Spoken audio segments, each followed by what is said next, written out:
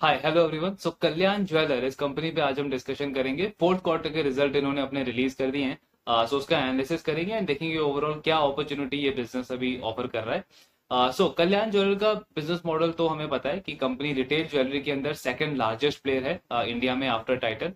But इस company के जो फंडामेंटल्स इंप्रूव हुए हैं पिछले 3-4 साल में, इतनी सिग्निफिकेंट ग्रोथ इन्होंने जो डिलीवर करी है, उसके उसके पीछे 3-4 बहुत इंपॉर्टेंट रीजंस हैं। सो अगर हम उसको देखें, तो इंडिया में जब आप ज्वेलरी मार्केट देखते हो, टोटल ज्वेलरी मार्केट, तो इसका साउथ का बहुत बड़ा कंट्रीब्यूशन है। ऑलमोस्ट 40% जो बिजनेस है इंडिया में ज्वेलरी मार्केट के अंदर वो साउथ से आता है। एंड कल्याण का साउथ में बहुत बड़ा प्रेजेंस है, बहुत बड़ा प्लेयर है साउथ मार्केट के अंदर। सो कल्याण को अगर पैन इंडिया प्लेयर बनना है, लाइक टाइटन, या फिर एक बहुत बड़ा प्लेयर बनना है टाइटन की जैसे, तो उनके लिए सबसे इंपॉर्टेंट क्या था कि जो उन्हें साउथ में सक्सेस मिली है वो उन्हें रेप्लिकेट करना है बाकी मार्केट्स के अंदर भी, लाइक नॉर्थ में, वेस्ट में, ईस्टर्न रीजन में, वहां पे भी अपना अपना जो सक्सेस है उसको वो रेप्लिकेट करना है। सेम जैसे एंजल वन आज के टाइम पे क्या कर रहा है कि अपने ब्रांडिंग पे ऊपर स्पेंड कर रहा है, मार्केटिंग के ऊपर इन्वेस्टमेंट कर रहा है। क्यों कर रहा है? बिकॉज एंजल वन को टॉप ब्रोकर बनना है इंडिया का। तो अगर उन्हें टॉप ब्रोकर बनना है तो ऑब्वियसली उन्हें नेशनल लेवल कस्टमर्स पे टारगेट करना पड़ेगा। सो इसीलिए उस कंपनी ने आईपीएल को चूज किया, बिकॉज पूरा इंडिया आईपीएल को देखता है, तो वहां से उनकी विजिबिलिटी बढ़ेगी, उनकी ब्रांडिंग बढ़ेगी। सेम अगर कल्याण को भी पैन इंडिया प्लेयर बनना है तो अपनी प्रेजेंस बढ़ाना पड़ेगा, अपना विजिबिलिटी बढ़ाना पड़ेगा। अपने जो स्टोर्स हैं वो ज्यादा से ज्यादा ओपन करने पड़ेंगे बाकी रीजन्स के अंदर। तो ये पहला पॉइंट बनता है।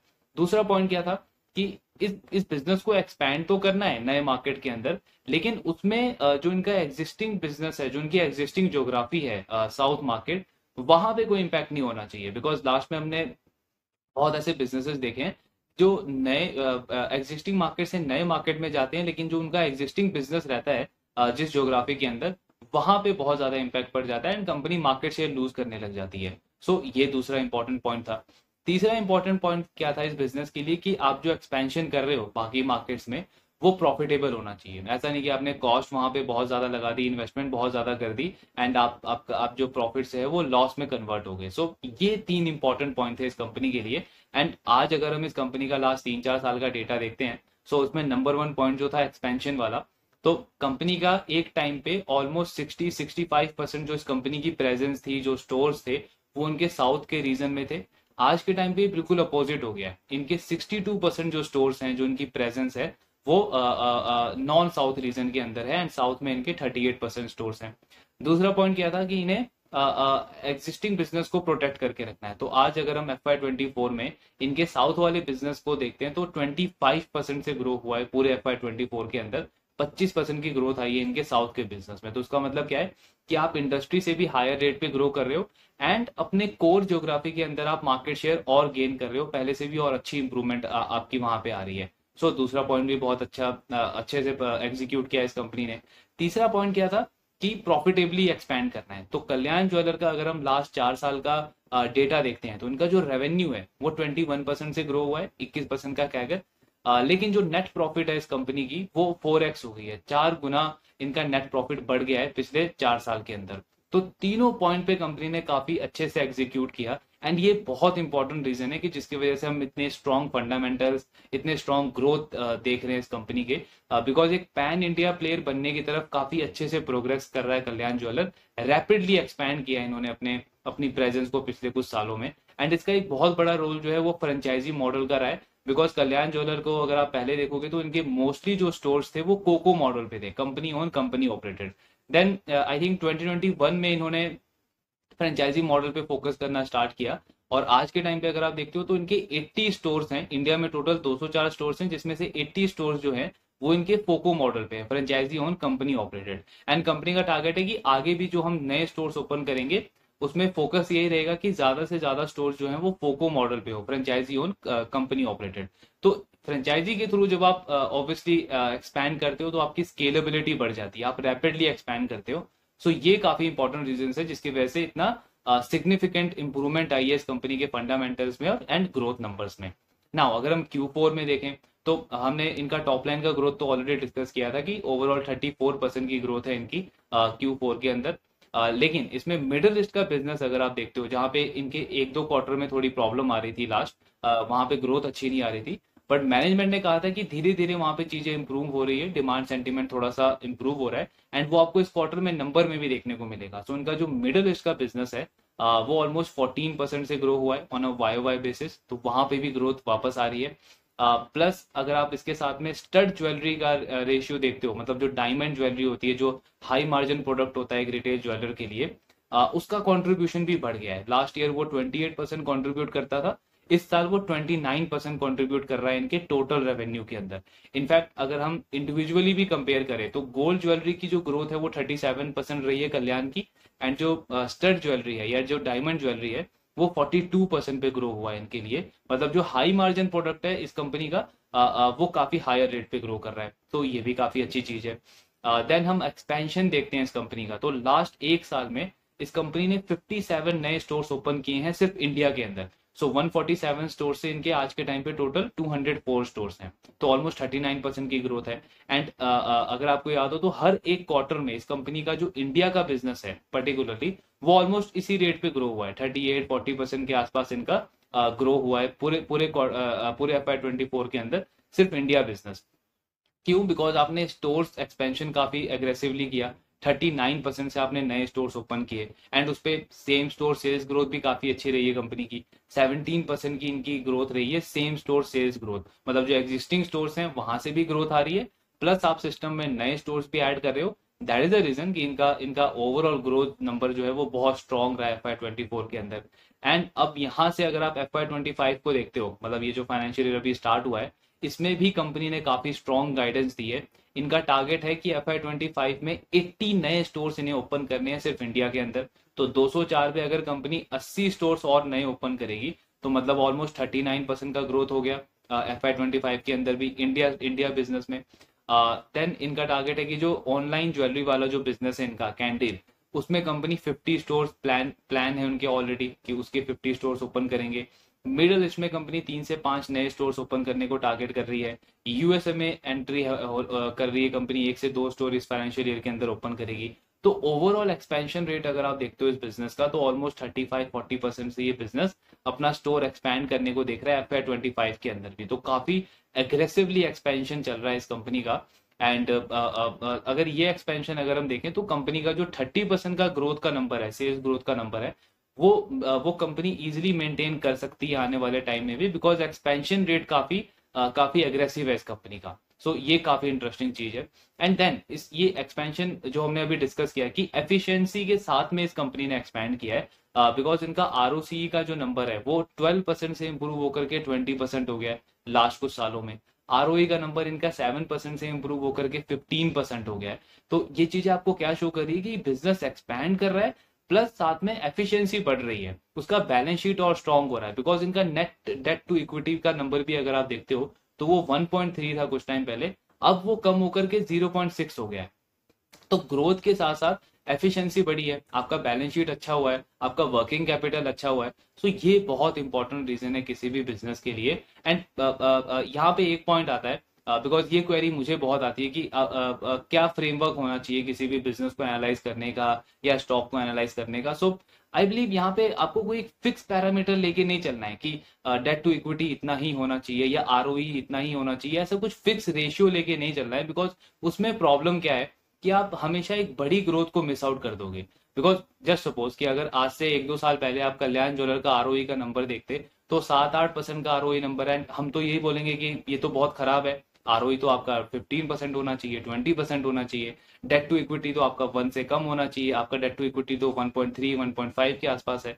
सो ये बहुत बड़ी प्रॉब्लम है जब आप एक फिक्स रेशियो या एक फिक्स माइंडसेट के साथ में बिजनेसेस को स्टडी करते हो। बिकॉज वहां पे क्या है, फिर आप वही Nestle, HDFC bank, Reliance, Asian Paint ऐसे बिजनेसेस पे ही फोकस कर पाओगे, क्योंकि जो इतने बड़े बिजनेसेस हैं उन्हीं का आपको दिखेगा कि डेट टू इक्विटी इतना कम है, ROE का नंबर अच्छा है, मार्जिन अच्छे हैं। सो ये सारी चीजें तो आपको वहीं पे दिखेगी। जो स्मॉल साइज बिजनेसेस हैं, जो मिड साइज बिजनेस हैं, जो अपना मार्केट अभी बिल्ड कर रहे हैं, जो ग्रोइंग फेज में है, वहां पे ऑब्वियसली वो बिजनेस बीच बीच में स्ट्रगल करते हैं, उनके मार्जिन वॉलेटाइल होते हैं, ROE की वहां पे इंप्रूवमेंट होती है। तो आपको वो ट्रैक करना है, आपको वो स्टोरी ट्रैक करनी है कि उस बिजनेस के अंदर वो स्टोरी क्या चल रही है, वो कौन सा इंप्रूवमेंट चल रहा है, कि कहाँ पे फोकस है उस मैनेजमेंट का। rather देन कि हम उन फिक्स रेशियो पे फोकस करें, बिकॉज उसमें बहुत बड़ा लॉस यही है कि आप बड़ी अपॉर्चुनिटीज को मिस कर दोगे। अगर आप इसमें आईडीएफसी फर्स्ट बैंक का एग्जांपल लो, सो आईडीएफसी फर्स्ट बैंक को अगर आप एचडीएफसी बैंक से कंपेयर करोगे तो ऑब्वियसली आप तो बोलोगे कि आईडीएफसी बैंक बहुत खराब है, बिकॉज उसका ग्रॉस एनपीए जो है वो एचडीएफसी बैंक से बहुत ज्यादा है, उसका जो आरओई है वो एचडीएफसी बैंक से बहुत कम है, आरओई भी बहुत कम है। तो इन पैरामीटर पे तो कोई भी इन्वेस्टर उस बैंक को रिजेक्ट कर देता आज से 1-2 साल पहले। बट यहाँ पे अगर आप देखो तो उस बैंक ने कितना अच्छा परफॉर्म किया, उसके स्टॉक्स ने कितना अच्छा रिटर्न दिया है। वो क्यों दिया है? बिकॉज मार्केट को पता है कि वो बैंक जो है वो एक बहुत इंप्रूविंग ट्रेंड में है, उसमें उसमें आरओई का नंबर उसका कंसिस्टेंटली इंप्रूव हुआ है, 2-3% से 10% पे आया है। हाँ, आप बोलोगे कि 15-18% का नहीं है, लेकिन मार्केट को उससे फर्क नहीं पड़ता है, मार्केट को उस बिजनेस में वो इंप्रूवमेंट दिखनी चाहिए। तो अगेन पॉइंट वही है कि फिक्स रेशियो पे आपको नहीं फोकस करना है, आपको फोकस करना है कि अंदर बिजनेस में स्टोरी क्या चल रही है, कौन सी ऐसी चीज है जहां पे मैनेजमेंट फोकस कर रहा है, जहां से उसकी बिजनेस में ग्रोथ आ रही है। बिकॉज अगर बिजनेस में ग्रोथ आ रही है, मार्केट शेयर अगर वो कंपनी गेन कर रही है, तो ये सारे पैरामीटर जो हैं ये धीरे जाके आगे चल के चीजें इंप्रूव हो जाती है। सो फोकस आपका उस पर होना चाहिए कि उस बिजनेस की स्टोरी क्या चल रही है, रेदर देन कि आप एक फिक्स माइंडसेट के साथ में हर एक बिजनेस को एनालाइज करो। अदरवाइज उसमें प्रॉब्लम वही है कि आप बड़ी अपॉर्चुनिटीज को मिस आउट कर दोगे। सो ये एक पॉइंट था जो डिस्कस करना जरूरी था। नाउ अगर हम वापस कल्याण को डिस्कस करें तो हर एक पैरामीटर पे आप देखते हो कि कंपनी काफी अच्छा परफॉर्म कर रही है। प्लस जो नेट प्रॉफिट है इस कंपनी का, तो इस क्वार्टर के अंदर इनको ऑपरेटिंग लेवरेज भी काफी अच्छा मिला है। इनका जो सेल्स है वो तो 34% पे ग्रो हुआ है, लेकिन जो नेट प्रॉफिट है कंपनी का वो 44% से ग्रो हुआ है। ऑपरेटिंग लेवरेज इस बिजनेस को बहुत अच्छे तरीके से मिल रहा है। ये एक्सक्लूडिंग एक्सेप्शनल आइटम है, अगर आप एक्सेप्शनल आइटम ऐड कर दोगे तब तो इनका पैट जो है वो 100% पे ग्रो हो जाता है। सो इवन अगर हम एक्सेप्शनल आइटम को एक्सक्लूड भी कर दें तो भी इनका जो नेट प्रॉफिट है वो 44% से ग्रो हुआ है। तो ओवरऑल बहुत सॉलिड नंबर्स इन्होंने डिलीवर किए पूरे FY24 के अंदर। एंड इस साल का भी जो गाइडेंस है वो काफी ज्यादा एग्रेसिव है। ऑलमोस्ट 35-40% से कंपनी अपना स्टोर एक्सपेंशन प्लान कर रही है, नए मार्केट्स को टारगेट कर रही है। एंड ओवरऑल बिजनेस मोमेंटम बहुत सॉलिड चल रहा है इस कंपनी का। नाउ अगर मैं यहाँ पे ओवरऑल डील देखूं कि किस तरीके की अपॉर्चुनिटी लग रही है मुझे ज्वेलरी स्पेस में, तो सबसे पहले नंबर 1 प्लेयर कौन है यहाँ पे? टाइटन। तो टाइटन के नंबर जो है वो अभी कुछ टाइम पहले उन्होंने डिक्लेयर किए थे। एंड उनके रिजल्ट में प्रॉब्लम क्या था कि उनका सेल्स ग्रोथ तो ठीक है, 18-20% पे वो बिजनेस ग्रो कर रहा है, लेकिन उस कंपनी के मार्जिन कम हुए थे। एंड मैनेजमेंट ने क्या गाइडेंस दिया कि मार्केट में कंपटीशन इंटेंसिटी बहुत बढ़ गई है। पहला तो एग्जिस्टिंग प्लेयर से, अब एग्जिस्टिंग प्लेयर में कौन सा ऐसा प्लेयर है जो बहुत रैपिडली एक्सपैंड कर रहा है? We all know Kalyan jeweller, because उसका एक्सपेंशन रेट जो है वो सेंको से भी बहुत ज्यादा है। 35-40% से ये कंपनी अपने स्टोर्स को ओपन एक्सपैंड कर रही है। तो पहला पॉइंट तो उन्होंने ये बोला। दूसरा पॉइंट उन्होंने क्या बोला कि मार्केट में नए प्लेयर्स भी आ रहे हैं। तो इन दोनों चीजों से टाइटन ने क्या कहा कि हमारा मार्केट शेयर को थोड़ा बहुत प्रॉब्लम हो सकता है। सो इसीलिए अभी हमारा मेन फोकस क्या है कि हम मार्केट शेयर को गेन करें। तो उससे हमारा मार्जिन थोड़ा बहुत श्रिंक हुआ है इस क्वार्टर में। एंड आगे चल के 1-1.5 साल में आप देखोगे कि मार्जिन हमारा 13% के आसपास नहीं, 12% के आसपास रहेगा। मतलब मार्जिन का उन्होंने एक्सपेंशन का गाइडेंस नहीं दिया, उन्होंने बोला मार्जिन हमारा थोड़ा सा लोअर बैंड में ही ट्रेड करेगा। एंड इसकी वजह से अगर आप उस बिजनेस का पैट ग्रोथ देखते हो तो वो भी बहुत कम रहा है, 6-7% पे उस कंपनी का नेट प्रॉफिट ग्रो हुआ है टाइटन का पूरे FY24 के अंदर। सो ये एक बहुत बड़ी प्रॉब्लम है, बिकॉज टाइटन का अगर आप पीई मल्टीपल देखते हो तो वो ऑलमोस्ट 83 के आसपास है। एंड इवन अगर ऑन अ कंजर्वेटिव बेसिस में अज्यूम करूं कि वो कंपनी अगले FY25 के अंदर 20% का भी अगर पैट डिलीवर कर देती है, आई मीन ऐसा गाइडेंस नहीं है मैनेजमेंट का, बिकॉज मैनेजमेंट तो बोल रहा है कि मार्जिन उनके थोड़े से कम ही रहेंगे। सो वी शुड एक्सपेक्ट कि उनका पैट ग्रोथ उनके सेल्स ग्रोथ से कम ही रहना चाहिए FY25 के अंदर। But still on a conservative basis अगर मैं 20% का पैट ग्रोथ भी अज्यूम करूं टाइटन के लिए, तो भी उस स्टॉक का 1 ईयर फॉरवर्ड पी कितना होता है? ऑलमोस्ट 70 के आसपास। एंड बिजनेस कितने पे ग्रो कर रहा है? 18-20% के आसपास। उस कंपनी का मार्केट कैप कितना है? 3 लाख करोड़ का, बहुत बड़ा प्लेयर है इस पूरे सेक्टर के अंदर। नाउ अगर मैं कल्याण में देखूं कि यहाँ पे किस तरीके की अपॉर्चुनिटी है, सो ये बिजनेस वैसे तो 35-40% पे ग्रो कर रहा है, but again on a conservative basis अगर मैं इसकी ग्रोथ भी 25% अज्यूम करता हूँ तो इसका नेट प्रॉफिट जो है वो FY25 में कंपनी बहुत इजिली 750 करोड़ के आसपास डिलीवर कर सकती है। सो यहां से अगर आप इस स्टॉक का 1 ईयर का फॉरवर्ड पी देखोगे तो वो ऑलमोस्ट 57-58 के आसपास आएगा। तो 57-58 के पी पे मुझे एक ऐसा बिजनेस मिल रहा है जो करंटली 35-40% से ग्रो कर रहा है। नंबर 1 प्लेयर से उसका जो साइज है वो ऑलमोस्ट 7 टाइम छोटा है। मतलब कि स्कोप ऑफ ग्रोथ जो है वो इसके पास बहुत ज्यादा है। आरओई इसका लगातार बढ़ रहा है, कंपनी नए नए मार्केट्स में जा रही है, लगातार मार्केट शेयर गेन कर रही है, एंड इस स्टॉक को इस बिजनेस को ऑपरेटिंग लिवरेज मिल रहा है। बट इवन अगर मैं उसको भी एक्सक्लूड कर दूं एंड सिर्फ 25% का ही ग्रोथ अज्यूम करूं, तो भी मुझे ये स्टॉक जो है वो 57 58 के पी पे मिल रहा है, रेदर देन एक दूसरा बिजनेस जो कि इसमें नंबर 1 प्लेयर है लेकिन उसका ग्रोथ कम है, ऑलमोस्ट हाफ है कंपेयर टू कल्याण, एंड उसका 1 ईयर फॉरवर्ड पी कितना है 70 के बेसिस पे, जबकि मैंने वहां पे काफी हाई अजम्पशन दी है। सो यहाँ पे आई नो कि कौन से बिजनेस में मेरे पास एक बेटर अपॉर्चुनिटी अवेलेबल है करंट टाइम पे। इनफैक्ट अगर मैं इसमें सेंको गोल्ड को भी ऐड करूं, तो सेंको गोल्ड का बिजनेस अपडेट आया था, अभी रिजल्ट तो आया नहीं है। तो बिजनेस अपडेट में उस कंपनी ने ऑलमोस्ट 40% का सेल्स ग्रोथ रिपोर्ट किया है, सो वो पॉइंट तो ठीक है।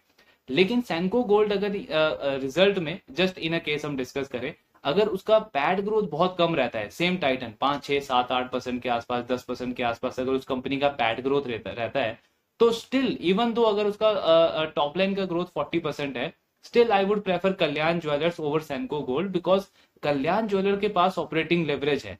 44% पे ये कंपनी अपना पैड ग्रो कर रही है, एंड इन्होंने FY25 के लिए भी गाइडेंस दिया है कि जो इंटरेस्ट कॉस्ट है इनका वो और कम होगा, तो पॉसिबल है कि उस पर ऑपरेटिंग लेवरेज इसको मिल सकती है। सो वहां पे मेरी प्रेफरेंस कल्याण ज्वेलर को रहेगी अगर सेंको गोल्ड का पैड ग्रोथ बहुत लोअर रहता है, तो ये चीज काफी इंपॉर्टेंट है।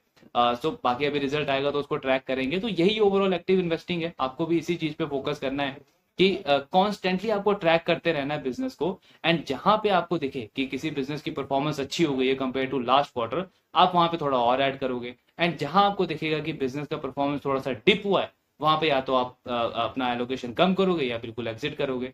सो ट्रैक कॉन्स्टेंटली करते रहना है। बाकी अभी कल्याण का भी कौन कॉल होगा तो उसको भी कवर करेंगे, सैनको का रिजल्ट आएगा तो उसको भी एनालाइज करेंगे, डिस्कस करेंगे डिटेल में। सो ये ओवरऑल एनालिसिस था कल्याण ज्वेलर्स के ऊपर। बाकी जो भी आपके डाउट्स हैं, do let me know in the comment box. Thank you very much.